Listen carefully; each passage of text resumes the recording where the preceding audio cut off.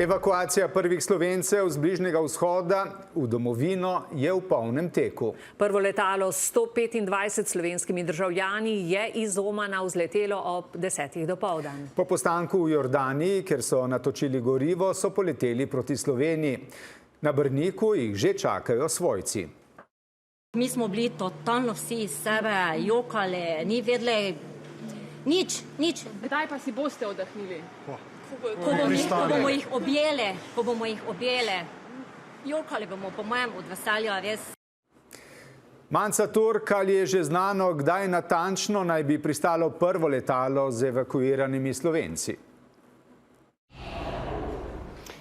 Ja, po zadnjih informacijah je to letalo s okoli 125 Slovenci že v zraku, trenutno pa se nahajajo nekje nad Egiptom.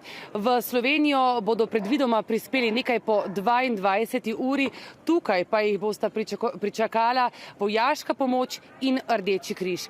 Njihova pot je bila sicer polna zapletov. Najprej je bilo mišljeno, da bodo leteli domov iz Maskata preko Kaira, kjer bi imeli postanek za točenje goriva in menjave posadke in nato nadaljevali pot proti Ljubljani, pa sta se začela spreminjati tako smer leta kot tudi čas odhoda.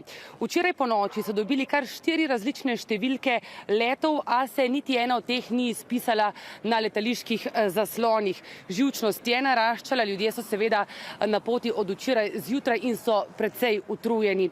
Nato so končno izvedeli, da bo letalo prišlo, a da bodo namesto preko Kaira leteli v jordanski Aman na severu države, ki pa leži med Irakom in Izraelom. Zato so zaradi strahu pisali zunanji ministrici Tanji Fajon, da na to letalo protestno ne bodo sedli. Takrat so jim pristojni obljubili, da lahko letalo tankajo v južnem delu Jordanije in na to evakuacijo so pristali. Več podrobnosti pa v prispevku Barbare Vašič. Ura je 6:30 zjutraj, kjer smo z ekipo prišli na letališče Jožeta Pučnika, kjer naj bi po prvih informacijah tukaj nekaj pred 7 uro pričakali potnike, ki potujejo iz Združenih arabskih emiratov preko Omana. Vendar se stvari komplicirajo in zapletajo iz ure v uro.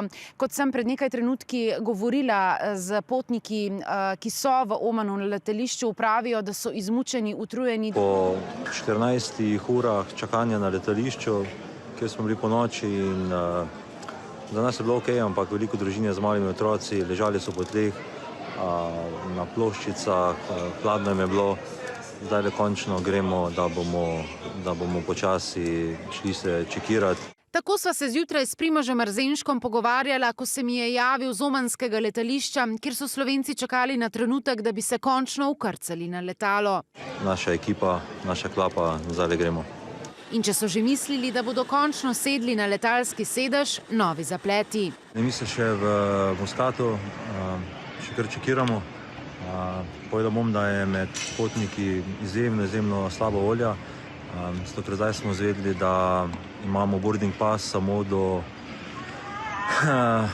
Amana v Jordaniji, kjer je nekaj kilometrov stran od Jeruzalema, ki je v zadnjih dneh tarča napada Irana, in to pomeni, da bomo po vsej verjetnosti morali iti z letala dol in na novo na letališče.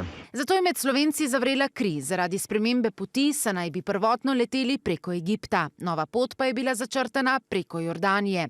Nezadovoljstvo je celo tako naraslo, da so v zgodnjih jutranjih urah ministrici Fajonovi poslali SMS sporočilo. Sporočamo vam, da bomo začasno zadržali evakuacijo prvega letala. Noben potnik ne bo vstopil na letalo, dokler se nam nekdo od pristojnih ne oglasi in poda jasno pojasnilo glede spremembe letalske rute. Ljudje se zaradi trenutnih razmer ne počutijo varne, da bi vstopili na letalo brez dodatnih pojasnil in zagotovil. Prosimo za nujen odziv. Ne znam opisati in vam povedati, kakšna slaba volja je med potniki, kateri smo že tako ali tako 15 ur čakali brez nekih otipljivih informacij na letališču. Nekateri so začeli iskati vozovnice za druga letala, a nato znova preobrat. Vsi so si premislili in se vkrcali na letalo. Ter hkrati izvedeli, da ne bodo pristali v jordanski prestolnici, temveč v obalnem mestu Akaba. Moram na tem mestu res povedati, da je zelo slaba organizacija tega leta. Arzenšek se je znova na to oglasil še nekaj čez 14, ko so pristali v Jordaniji, da natočijo gorivo in nadaljujejo pot proti domovini. Po zadnjih informacijah naj bi v Slovenijo prišli danes v poznih večernih urah.